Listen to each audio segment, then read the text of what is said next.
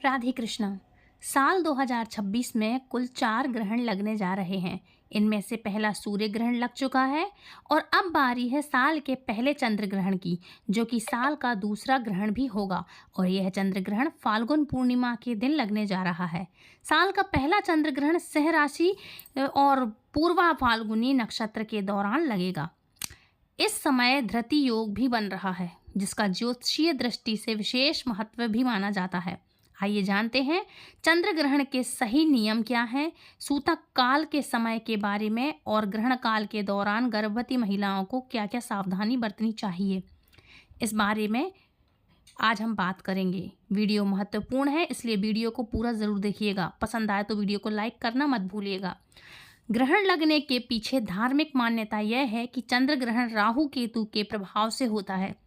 वही वैज्ञानिक दृष्टिकोण की अगर हम बात करें तो जब सूर्य और चंद्रमा के बीच में पृथ्वी आ जाती है तब ग्रहण की छाया चंद्रमा पर पड़ती है, जिससे चंद्र ग्रहण लगता है और चंद्रमा लाल दिखाई देने लगता है।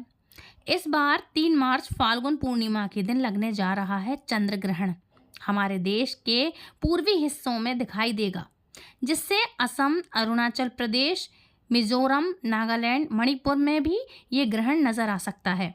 वहीं पश्चिमी बंगाल के कुछ हिस्से जैसे दिल्ली, यूपी, महाराष्ट्र और राजस्थान में आंशिक रूप से इस ग्रहण को देखा जा सकता है। वहीं हमारे देश के अलावा अन्य कई देशों में भी इस ग्रहण को देखा जा सकेगा, जैसे Pakistan, Afghanistan, Iraq, Iran, Australia, New Zealand, रूस, उत्तरी और दक्षिणी अमेरिका और एशिया में इस ग्रहण को देखा जा सकता है। चंद्र ग्रहण का सूतक काल 9 घंटे पहले आरंभ होता है। 9 घंटे पहले सूतक काल लग जाता है और सूतक काल को हिंदू धार्मिक मान्यताओं के अनुसार अशुभ समय माना जाता है और सूतक काल की कुल अवधि से लेकर के ग्रहण काल की समाप्ति तक पूजा पाठ या मंदिर से जुड़ा हुआ कोई भी काम नहीं करना चाहिए। मूर्तियों को छूने से हमें बचना चाहिए। नए काम की शुरुआत नहीं करनी चाहिए। कोई भी शुभ या मांगलिक कार्य हो तो ग्रहण के दौरान हमको इस समय ये काम नहीं करना चाहिए। अच्छा, हम इस समय क्या कर सकते हैं तो ज़्यादा से ज़्यादा मंत्रों का जाप कर सकते हैं। आपके कोई भी इष्ट का मंत्र हो वो जाप कर सकते हैं। मन ही मन में राधा रानी के मंत्र का जाप कर सकते हैं। कोई भी मंत्र का जाप जरूर से करिए, जितना हो सके। मानसिक पूजा ये कर सकते हैं आप। तो इस कारण से आपको कुछ भी जो शुभ काम है वो नहीं करना चाहिए। आज के दिन आपको ऐसा करने से, इन चीज़ों से बचना चाहिए, टाल देना, थोड़ा आगे करके टाल देना चाहिए ये काम। जब सही समय हो तब करिएगा। बिना ज़रूरत के बाहर आपको नहीं निकलना ठीक नहीं होता है, ये नहीं माना जाता है सही।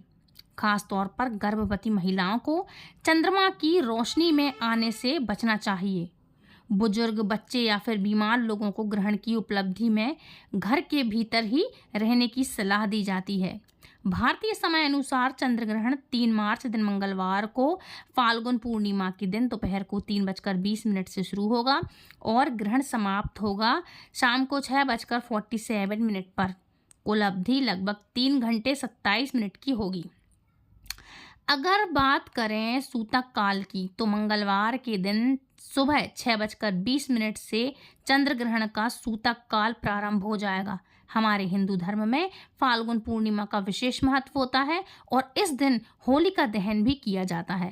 वहीं अगर पूर्णिमा तिथि को पूर्णिमा तिथि 2 दिन विद्यमान होती है, जैसे अलग अलग कभी कभी पड़ जाती है, 2 दिन विद्यमान होती है, तो पहले दिन की पूर्णिमा तिथि में होलिका दहन करके अगले दिन रंग वाली होली जो होती है, होली का त्यौहार होता है, वो मनाया जाता है, जिसे दुल्हड़ी भी कहते हैं।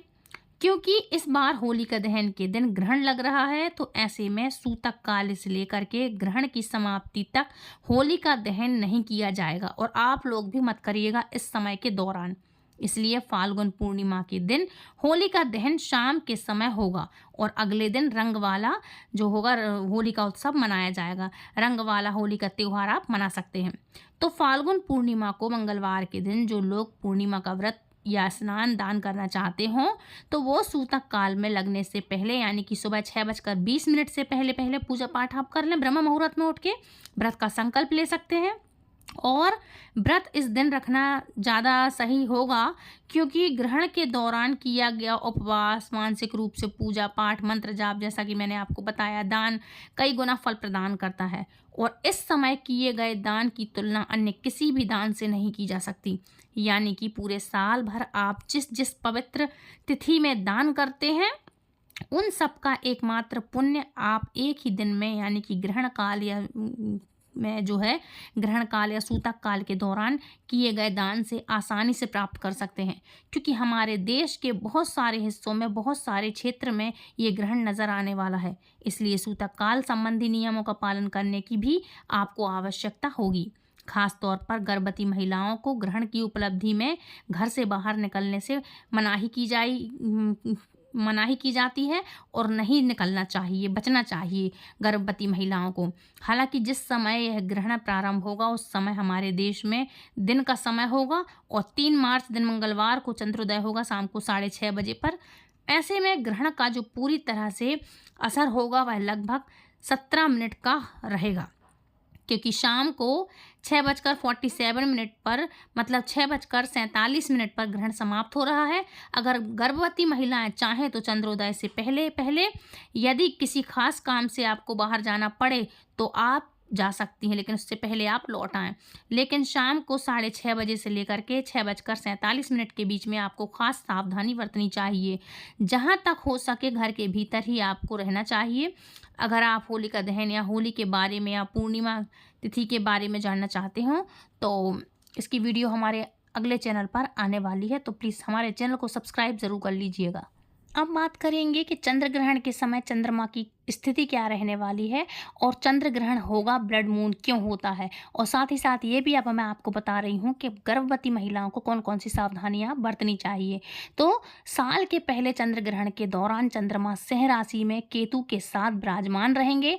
ऐसे में ग्रहण योग का निर्माण होगा। इसके साथ ही चंद्रमा पूर्व फाल्गुन नक्षत्र में विराजमान रहेंगे। ऐसे में 12 राशियों के साथ साथ देश दुनिया में असर देखने को मिलने वाला है।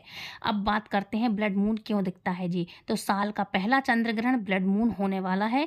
जब चंद्रमा पूरी तरह पृथ्वी की छाया में प्रवेश कर जाता है तो वह गहरे लाल रंग में नजर आने लगता है। इसी कारण इसे ब्लड मून कहा जाता है, बिल्कुल लाल कलर का। यह दृश्य वास्तव में बेहद दुर्लभ और मनोहर मनमोहक होता है। अब बात करते हैं कि इस समय गर्भवती महिलाओं को क्या क्या नहीं करना चाहिए। तो देखो, गर्भवती महिलाओं को सुई, धागा, कैंची, इन सब चीज़ों का प्रयोग नहीं करना चाहिए इस समय, है ना। मशीन, सिलाई इलाई का काम नहीं करना चाहिए। नुकीली चीज़ों से कोई भी चीज़ को काटना नहीं चाहिए। और आपको सूर्य ग्रहण हो या चंद्र ग्रहण, उसकी छाया में आपको बाहर नहीं निकलना चाहिए। बच्चे पर बुरा असर पड़ता है। दूसरी बात, ये अशुभ होता है। खाना जो भी है आप इसके समय के पहले आप बना लें, खा लें, है ना। इन चीज़ों का प्रयोग नहीं करते हैं और नुकीली धारदार चीज़ों का उपयोग नहीं करते हैं, है ना। इसकी रोशनी से या इसकी अंधेरे से क्या है, बच्चों पर दबाव पड़ता है तो उसके हाथ, मुंह, कान, नाक कुछ भी है जो दब जाता है, विकलांग पैदा हो सकते हैं बच्चे। इस कारण से हमारे लिए इस दौरान ये सब चीज़ें नहीं करनी चाहिए। जो भी खाना होगा वो खाने को आप सभी लोग तुलसी दल से, जो है बना बनाया जो रखा हो तुलसी दल से, पवित्र रहता है खाना, तो तुलसी दल डाल दें हर एक चीज़ में। दूध, दही, घी, मट्ठा और घर का खाना बना हुआ है जो, उन सब में तुलसी दल डाल दें, है ना। और अगर आपका बहुत इंपॉर्टेंट है निकलना तो सूतक काल के समय ज़रूर से निकल जाएं। सब पूरे हाथ पोछ वगैरह पहन के, मुंह वगैरह, सिर वगैरह ढक के तब जाएं। और ग्रहण के दौरान आप बाहर ना जाएं, बिल्कुल ना निकलें, घर में रहें। धारदार कैंची है, छुरी है, चाकू है, सब्जी नहीं काटना चाहिए। इन चीज़ों का थोड़ा हमें ध्यान रखना चाहिए। जो प्रेग्नेंट लेडीज़ हैं, इन सब की मतलब इन चीज़ों से आपको बचना है, ठीक है। तो ये छोटी छोटी सावधानियां हैं, ये जो ज़रूर है आपको करना चाहिए। अच्छा, जो वृद्ध बुजुर्ग हैं उनको अब ऐसे किसी को मेडिसिन देनी है, दवाई का टाइम है तो खाना तो नहीं चाहिए, लेकिन इस दौरान आपको उस समय ग्रहण के दौरान, चंद्र ग्रहण हो चाहे सूर्य ग्रहण हो, उस समय ग्रहण के दौरान आपको खाने पीने से भी बचना चाहिए। उसके पहले सारे काम कर लें और फ्री हो जाएं। तो ये छोटी छोटी चीज़ें हैं जो हमें ध्यान रखना चाहिए। मंदिर वगैरह है, भगवान की जगह है, वहाँ आपको पर्दा डाल देना चाहिए। तो फ्रेंड्स, ये थी वीडियो। आई होप वीडियो पसंद आया होगा। वीडियो पसंद आया तो please do like, share and subscribe. मिलती हूँ नेक्स्ट वीडियो में। राधे राधे, हरे कृष्णा, हरि बोल।